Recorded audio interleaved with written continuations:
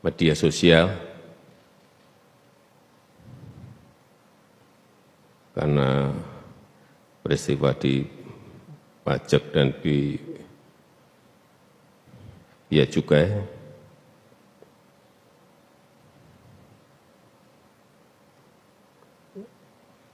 Saya tahu betul mengikuti kekecewaan masyarakat terhadap aparat kita, aparat pemerintah.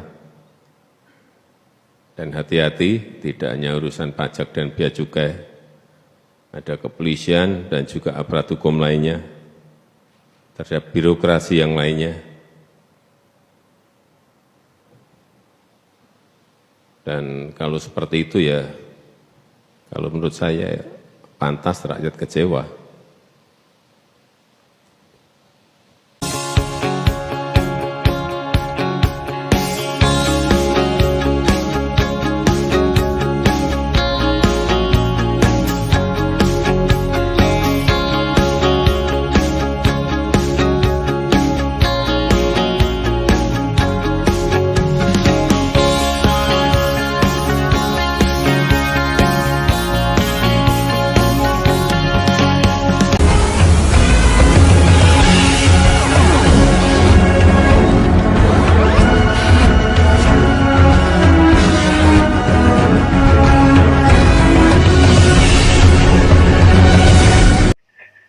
Ya, selamat siang Ibu Bapak peserta webinar yang sangat saya hormati di tengah suasana kusam bangsa ini yang baru-baru ini ternyata dibongkar aibnya, mungkin tanpa sengaja tadinya ya, tapi kita mensyukuri itu karena dengan demikian kita bisa membereskan hal-hal yang busuk yang selama ini disembunyikan begitu.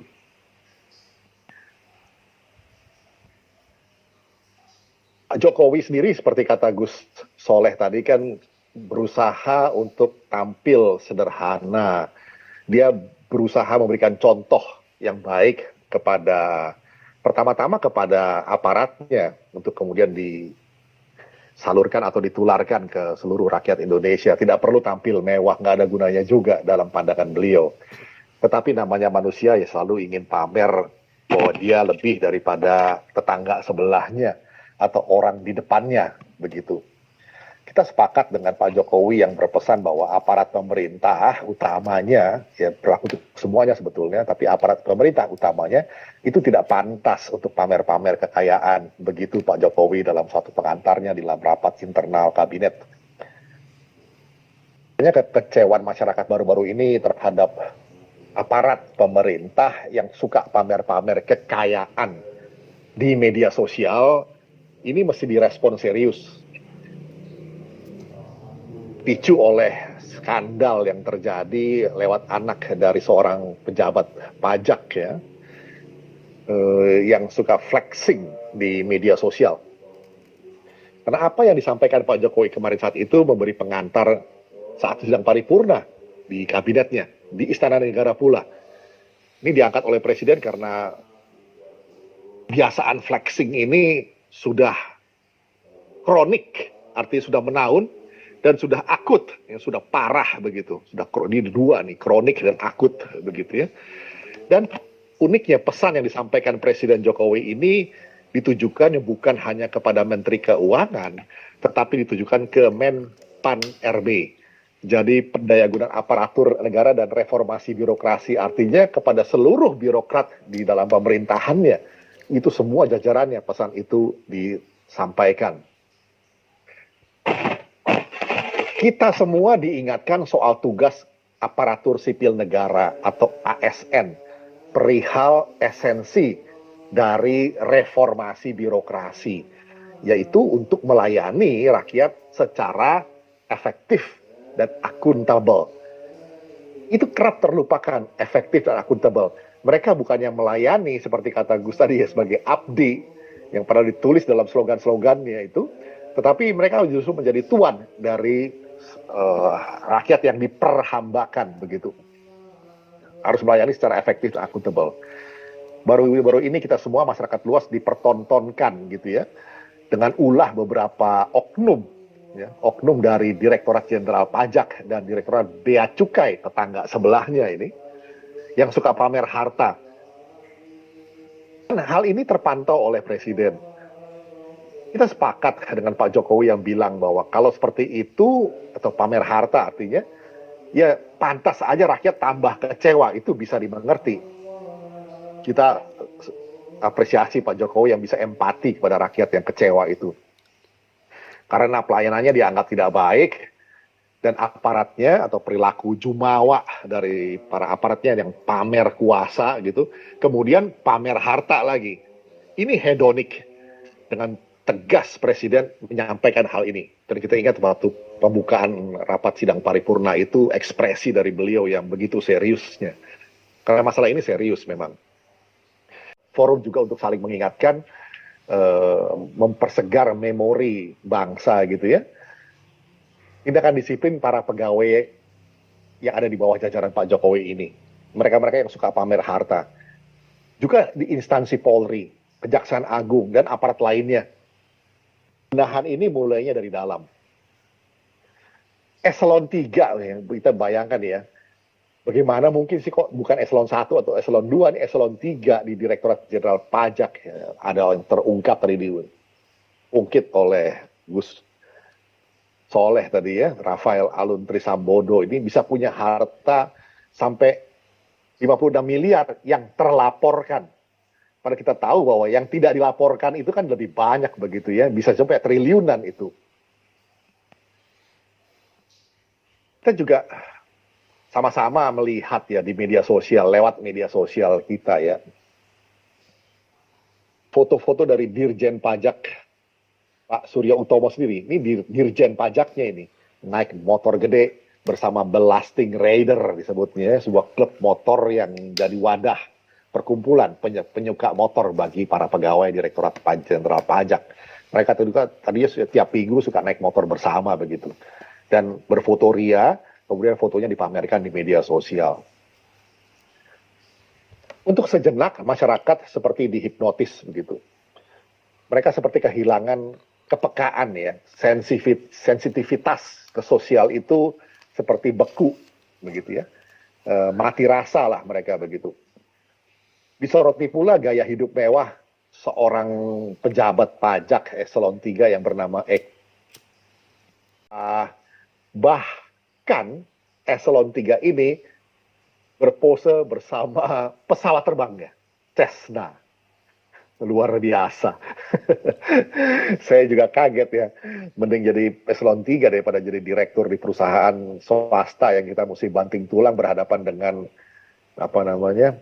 pegawai pajak yang model begini rupanya. Speechless, sejenak kita sampai tertegun dan kehilangan kata-kata gitu. Memang Eko ini akhirnya dipanggil oleh Dirjen Bea Cukainya, Askolani ya, Dirjennya, ke Jakarta untuk mintai keterangan, klarifikasi begitu. Singkat kata, aparat pemerintah memang tidak sepantasnya lah untuk pamer-pamer kekayaan. Ini berlaku juga bukan hanya si pejabatnya, tetapi keluarganya. Aduh, istrinya, anaknya, hendaknya tahu diri lah, tahu diri siapa mereka itu, bahwa mereka itu adalah keluarga dari seorang pegawai negeri yang hartanya tuh harus dilaporkan. Mungkin mereka nggak sadar karena nggak pernah diberikan pencerahan oleh suaminya, oleh bapaknya tentang hal ini gitu. Lupa daratan begitu. Kita kehabisan kata-kata memang sempat terhadap hal-hal seperti begini. Soal motor gede itu, gara-gara pejabatnya di Dirjen Pajak, akhirnya klub motor Direktorat Jenderal Pajak, Ditjen Pajak ini disoroti juga. Ya, Pak Dirjen malu tentunya, kembali mungkin pikiran kepekaan sosialnya hidup kembali gitu karena dikritik dari sana sini. Akhirnya Menteri Keuangan pun perlu memerintahkan atau minta kepada dirjennya bubarkan saja tuh klub motor katanya. Memang seperti reaktif ya, reaksioner perintah dari Menteri Keuangan ini. Karena memang tidak pantaslah seorang pejabat yang gajinya dari pajak rakyat itu memamerkan pola hidup hedonis. Kita tahu diri ini bergaung kembali, tetapi hendaknya itu bisa dimaknai secara baru oleh para aparat pemerintah pada umumnya, secara luas gitu ya. Klub motor gede itu patronnya adalah Dirjen Pajak itu sendiri. Dan akhirnya merembet luas, sudah dari perseteruan antar anak muda, acara gara-gara skandalnya si siapa, David versus Mario itu ya. Akhirnya merembet ke sang dirjen itu sendiri, yang doyan pamer motor gede serta aktivitas senang-senangnya. Dan bukan hanya dia sendiri, ini berjamaah gitu ya, beramai-ramai lagi gitu semuanya. Tadinya kita sama-sama curiga, sama-sama tahu bahwa mereka nggak pantas bikin begitu, tetapi mungkin tidak dapat suatu momentum ya untuk mengatakan itu, satu realitas sosial yang tidak pantas itu.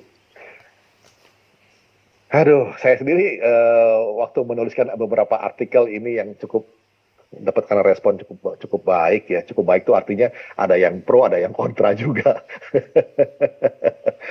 Ada yang balas langsung di forum itu, ada juga yang japri, wah dibombardir kanan kiri lah. Jadi cukup kenyang ya dengan mereka-mereka ini.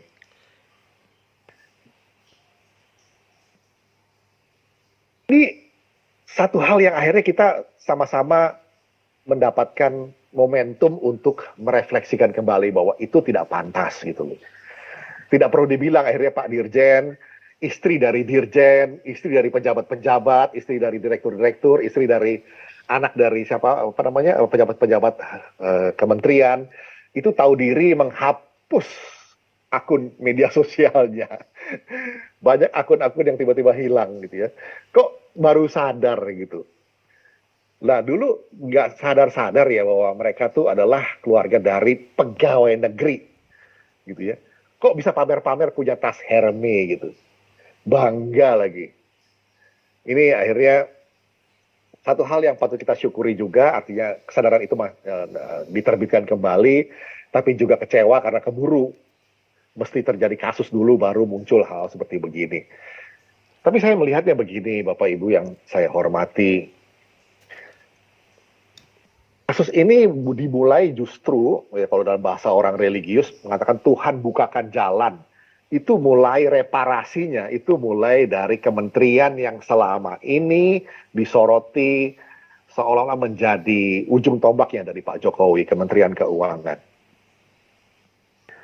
Kita minta bersih-bersih aparat ya. Ya harus mulai dari kementeriannya masing-masing dan Tuhan tunjukkan jalan mulai dari Kementerian Keuangan. Mulai dari yang kedua, mulai dari kepolisian. Dan semua biang keroknya itu berpangkat jenderal-jenderal semua yang selama ini kita kira ini adalah orang-orang yang moncer gitu karirnya ya. Bayangkan bintang 2 semuda itu, 2 orang lagi ya, yang satu ternyata biang yang katanya ada geng untuk perjudian, jadi yang sindikat perjudian, mafia perjudian ini di kepolisian itu ada mafianya polisi kepalanya ternyata, dan geng obat-obatan atau drugs gitu ya, juga seorang jenderal bintang 2 ini mastermind-nya 2 ini, dan dua-duanya sedang berperkara, yang satu sudah putus, tinggal dia mau naik banding bagaimana nanti. Sambo itu geng perjudian, kemudian juga Minahasa, aduh namanya juga mirip-mirip, namanya juga pakai Minahasa lagi. Walaupun bukan orang Minahasa, tapi pakai nama Minahasa lagi. Dia geng untuk obat-obatan. 2 ini memang mafia, dan mafia ini ada di institusi penegak hukum. Apakah Anda kecewa? Apakah saya kecewa? Tentu saja kita kecewa. Tapi apakah kita bersyukur? Di satu hal, dengan kejadian ini kita boleh bersyukur, artinya dibukakan aib itu untuk segera dibereskan. Dan kita bersyukur bahwa Kapolri dan Menteri Keuangan yang saat ini punya kebesaran hati untuk membereskan institusi itu. Apakah gampang? Saya percaya tidak gampang. Karena ini merupakan satu jalinan mafia yang ada di institusi pemerintah yang penanggung jawabnya adalah masing-masing menteri dan kepala polisinya. Apakah hanya di Kementerian Keuangan dan Kepolisian? Tidak. Kita mengatakan ini juga terjadi di kementerian yang lain, di aparat pemerintah yang lain. Apakah di militer ada mafianya? Ya kita bisa duga begitu. Di kementerian yang lain tentu saja. Hanya memang secara kolosal itu dibukakan aibnya di dua kementerian ini. Saya bersyukur justru ini jalan yang bagus, jalan yang baik untuk jargon yang selama ini didengangkan oleh aparat hukum dan aparat Kementerian Keuangan untuk bersih-bersih, taat pajak, dan mulainya dari pajak lagi, dan bea cukai. Itu dua institusi yang sebetulnya menjadi ujung tombak untuk eksistensi sebuah negara ya, karena kita negara kesepakatan muncul, ya energinya itu dikumpulkan dari pajak, dari mana lagi. Makanya pajak itu adalah satu kewajiban warga negara, hak negara untuk memungut. Ya seolah-olah itu mendapatkan legalisasi gitu ya untuk mendapatkan penghasilan dari rakyatnya, dipotong dari penghasilan dari kegiatan ekonominya. Tetapi yang seharusnya dipertanggungjawabkan itu sekarang sedang mengalami proses pembersihan dari oknum-oknum yang suka merusak tata negara itu sendiri. Saya melihat ini blessing in disguise juga, ini satu-satu berkat yang terselubungi gitu ya. Harus dibongkar kepada Ibu Sri Mulyani dan Pak Listio Sigit Prabowo, Menteri Keuangan dan Kapolri yang saat ini sedang menghadapi tantangan besar, tidak perlu berkecil hati. Justru peristiwa-peristiwa ini harus disyukuri bahwa kalau mereka berdua ini mau betul-betul mempunyai aparatur yang bersih, ya harus mulai dari kementeriannya, mulai dari kepolisiannya, dari dua institusi ini. Kalau kita percaya bahwa pimpinnya ini sudah bersih, maka para pendukung, aparat pendukung ini juga harus bersih gitu. Dan kalau tidak mampu membersihkannya, Tuhan sudah bantu untuk membersihkannya. Ya dibukain sekalian. Saya menganggap ini satu peristiwa yang dibukakan kesempatan untuk melakukan proses bersih-bersih aparatur dari instansi yang penting ini. Saya sangat berharap, punya harapan besar ya kepada kedua lembaga ya, pemerintahan ini, Kementerian Keuangan dan Kepolisian, untuk segera bisa menuntaskan. Pak Jokowi begitu tahu ada kasus Sambo ya, mulainya itu, pesan dari Pak Jokowi adalah tuntas bersihkan. Jadi jangan ada yang ditutup-tutupi. Pesan beliau adalah tuntas. Artinya tuntas itu ya sampai A sampai Z-nya itu beres semua. Pejabat yang terlibat siapapun itu tidak pilih-pilih, tidak tebang pilih. Betul-betul disapu bersih. Yang selama ini pura-pura tampil bersih gitu, bongkar. Apalagi di kasus Kementerian Keuangan ini, dengan 300 triliun seperti yang ditiupkan oleh Pak Mahfud MD, itu bukan main-main, itu udah berapa, 12%, 15% dari APBN gitu. APBN kita kan sekitar 2.700 sampai 3.000 katakanlah begitu ya. Ini 300 triliun terjadi transaksi yang mencurigakan. Katanya Pak Mahfud MD itu bukan korupsi tetapi pencucian uang. Ya agak terhanyak juga ya. Lalu kalau bukan hasil korupsi kenapa mesti dicuci-cuci? Apakah kotor? Apakah banyak noda sehingga harus dicuci begitu? Kenapa pula harus dicuci? Apakah itu tidak wajar, tidak sah uangnya sehingga harus dicuci gitu? Mungkin Pak Mahfud ingin melunakkan tahun gitu ya. Tapi saya tetap percaya Pak Mahfud MD, Bu Sri Mulyani, Pak Listio Sigit punya komitmen yang besar yang mereka harus buktikan sekarang ini, ya, buktikan di hadapan Pak Jokowi yang sudah bilang harus tuntas. Dan saya ingin ingatkan Pak Jokowi kalau sudah bilang harus tuntas, sebaiknya Pak Kapolri, Ibu Menteri juga tuntas. Sebagai pembuka, saya kira saya cukup emosi juga ya masalah ini. Emang nggak habis-habis ini apa namanya kejengkelan ini dan harus dituliskan dalam 1.000 artikel yang harus disebarkan terus. Tugas kita bersama Bapak Ibu, saya harapkan semua yang hadir dalam webinar ini adalah mereka-mereka yang peduli. Artinya yang ingin tahu lebih lanjut, memantau terus-menerus jalannya kasus-kasus ini, jalannya pembersihan. Kalau tidak ada bersih, siapapun itu, di Kementerian Keuangan buka semuanya, di kepolisian buka semuanya. Sehingga ke depan saat kita mendapatkan suksesi yang bagus, mendapatkan pemimpin yang bagus, yang mampu untuk meneruskan apa yang sudah dikerjakan oleh Pak Jokowi, bukan orang-orang avanturir yang kita pilih, yang asal aja pemimpin yang jual-jual kecap begitu. Kita harapkan ini juga berlanjut proses pembersihan ini. Jangan sampai anggaran negara yang sumbernya dari pajak ini dibancai seperti yang terjadi di Jakarta 5 tahun terakhir. Demikian, terima kasih. Kita diskusi aja deh, mendingan daripada marah-marah sendirian. Mendingan marah-marah bareng-bareng. Luar biasa.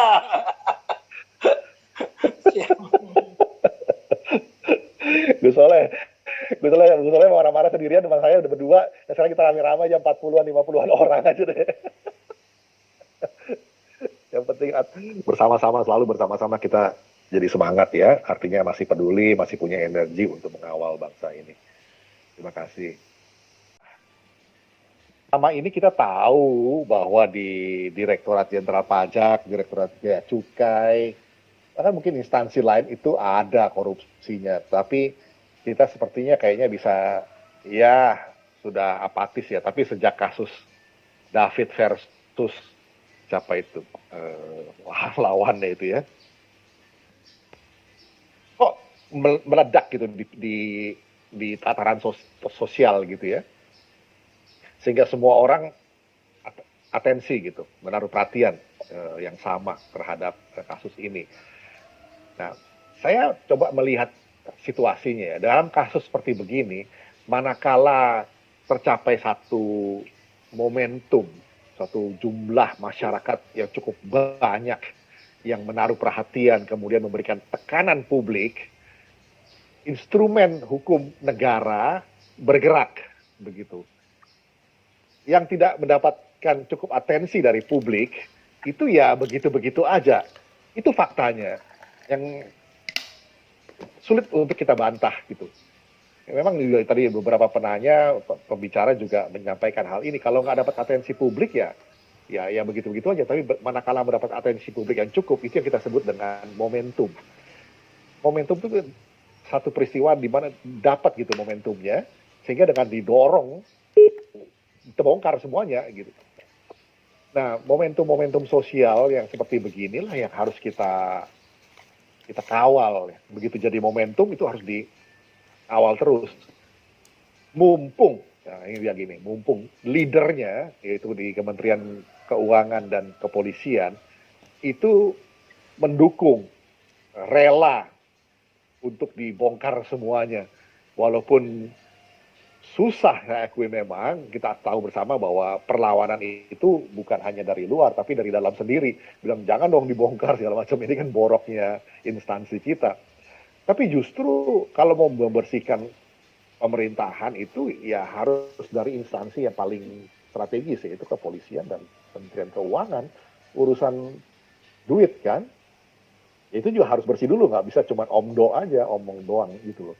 Kementerian Keuangan, mumpung menterinya bisa diajak ngomong oleh rakyat gitu, bisa fine tune gitu, tuning gitu, satu frekuensi dengan rakyat, dengan penderitaan rakyat, ya kita manfaatkan seoptimal mungkin. Siapa kita? Kita orang-orang yang peduli ini,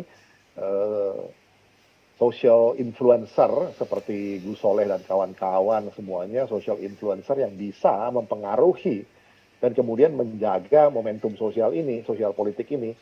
Jangan sampai masuk angin lagi, kemudian kehilangan semangat, tidak ada lagi elan vitalnya begitu ya.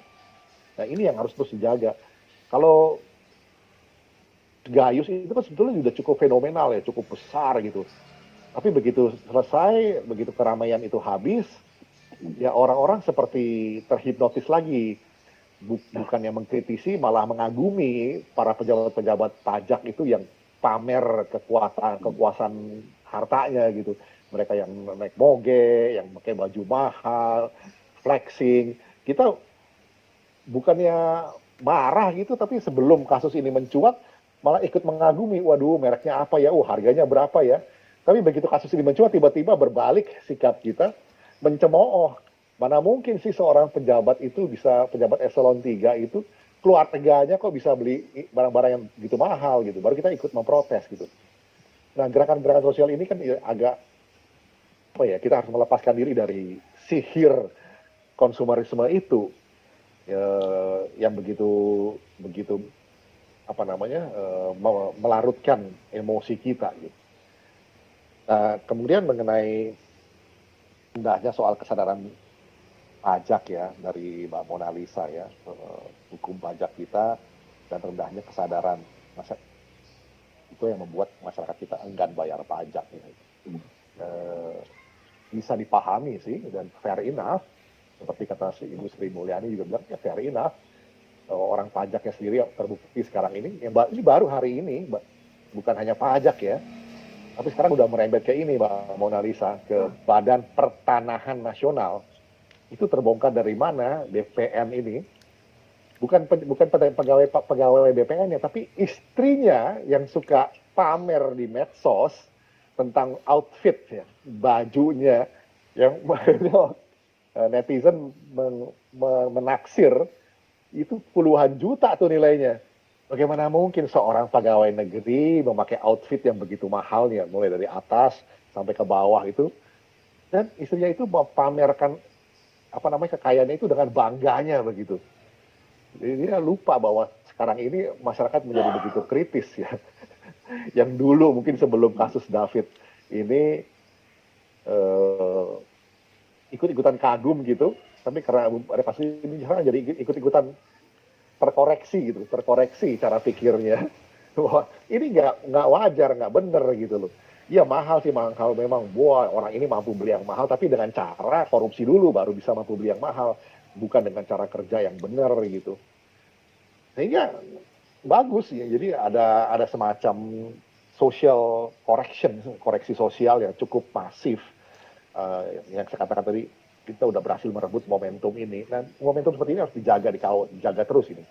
Kan momentum sekarang ini bukan hanya pejabat, tetapi keluarganya pun mulai dipelototi dalam tanda kutip oleh netizen, oleh citizen sih sebetulnya, tapi karena citizen ini memakai infrastruktur yang namanya network, internet, maka dinamakan netizen. Pada intinya citizen lah. Nah, citizen ini sekarang ini udah diajak untuk partisipasi politik, tidak lagi menjadi masyarakat yang apatis. Mereka bisa ikut menyuarakan, bukan lagi lewat perwakilan, tapi bisa bersuara langsung. Kalau perwakilan itu kan lewat DPR, karena DPR selama ini kan banyak gagunya. Undang-undang perampasan aset dan pembuktian terbalik aja di DPR itu susah banget. Yang menolak untuk dibahas di DPR itu ya anggota DPR sendiri. Bukan yang lain, masyarakat sudah kepengen itu dibahas dan jadi undang-undang. RUU itu ditolak oleh anggota DPR sendiri gitu. Siapa yang menolak? Ya semua fraksi yang ada di DPR gitu. Kita udah faktanya begitu kok. Nah, sekarang ini udah masuk dalam prioritas prolegnas 2023 katanya, dan mudah-mudahan bisa selesai sebelum undang-undang pembuktian terbalik dan undang-undang perampasan aset ini, sebelum pemilu di bulan Februari 2024. Mudah-mudahan bisa terrealisasi gitu. Ini menjadi semacam perangkat penekan ya, masyarakat bisa bertindak atau bertingkah pola yang lebih beradab gitu, tidak memuja-muja lagi kepalsuan, memuji-muji orang yang pakai baju mahal, bukan memuji-muji prestasi, tapi memuji-muji orang yang dengan aksesoris yang mahal-mahal begitu. Padahal itu semua bukan hasil kerja keringatnya, tetapi hasil kerja merampok uang rakyat gitu. Ini cukup marak di media sosial gitu ya. Bukan hanya pejabatnya, tapi yang repot tuh lingkungan sekitarnya, istrinya, anaknya, ponakannya, itu ikut pamer-pamer gitu loh. Nggak tahu kemana urat malunya, ya udah putus, ya bagaimana mempertimbangkan mana yang pantas, mana yang tidak pantas, itu eh, sudah makin terpupus habis gitu. Mereka bangga dengan pameran kekayaan, hedonik itu istilahnya, dari Gus Soleh tadi hedonik, ya. Masyarakat hedon gitu. Karena kita bisa dididik dengan situasi yang mengapresiasi itu gitu. Gitu. Mbak Mona Lisa dan Pak Syarifuddin ya, tanggapan dari saya, mungkin dari teman-teman pembicara lain bisa memberikan tambahan yang lebih kaya lagi. Nah, silakan. Pada Bung Andre Vincent Wenas, waktu dan ruang dipersilakan. Iya, terima kasih. Sebagai penutup, saya hanya ingin mengingatkan bahwa kasus-kasus ini tidak mengecilkan hati kita, tapi justru makin semangat. Karena apa? Karena makin terbongkar, makin terkuak semua keborokan-keborokan ini untuk dituntaskan. Yang perlu kita pantau sekarang adalah, dan kita kawal bersama, jangan sampai kasus ini berhenti di tengah jalan. Pembukaan atau pembongkaran kasus ini berhenti di tengah jalan, mati angin istilahnya. Tapi harus terus berjalan. Justru ajakan tadi pembicara sebelumnya sangat baik, bahwa kita bukannya memboikot bayar pajak, tapi justru harus bayar pajak sambil terus lebih kencang lagi, lebih galak lagi dalam pengawasan. Ini yang kita butuhkan bersama-sama supaya momentum sosial itu tercapai. Jangan lupa bahwa sekarang ini berkat kasus terjadi di Direktorat Jenderal Pajak dan Kepolisian sudah terbuka, masuk ke, merambat ke instansi-instansi lainnya. Artinya pengembangan kasus ini cukup baik gitu loh, dari secara sosial ya. Ada kepedulian kita untuk membereskan persoalan ini. Bahwa ini potensi pembayaran pajak dalam ukuran tax ratio tadi disampaikan, kita masih kecil ya, baru 1/4 atau 1/3-nya. Kita sebetulnya masih bisa menaikkan itu 2-3 kali lipat dari sekarang gitu. Jadi kalau kita jangan hanya mengkritisi pemerintah soal utang, tapi tanggung jawab kita juga untuk bayar pajak dan pengawasan terhadap aparat pajak dalam memungut pajak yang benar, itu termasuk dalam pengelolaan pajaknya. Jangan berhenti-berhenti, jangan sungkan-sungkan, jangan bosan-bosan untuk terus-menerus mengkritisi bahwa ternyata sekarang Ditjen Pajak yang sedang dibongkar, itu patut kita syukuri sama-sama. Dan jangan menghindar, aparat di Kementerian Keuangan, termasuk Menteri Keuangannya sendiri harus mensyukuri bahwa ini bisa terbuka gitu ya, terbongkar semuanya. Artinya kementeriannya sedang dibersihkan gitu, dan juga kepolisian dan instansi atau kementerian lain gitu. Jangan malu gitu untuk mengakui ini gitu. Itu saja yang saya ingin sampaikan, bahwa kita akan terus bantu pemerintah yang bersih gitu ya, untuk melakukan pengawasan secara bersama-sama. Itulah tugas kita sebagai warga negara yang peduli. Terima kasih.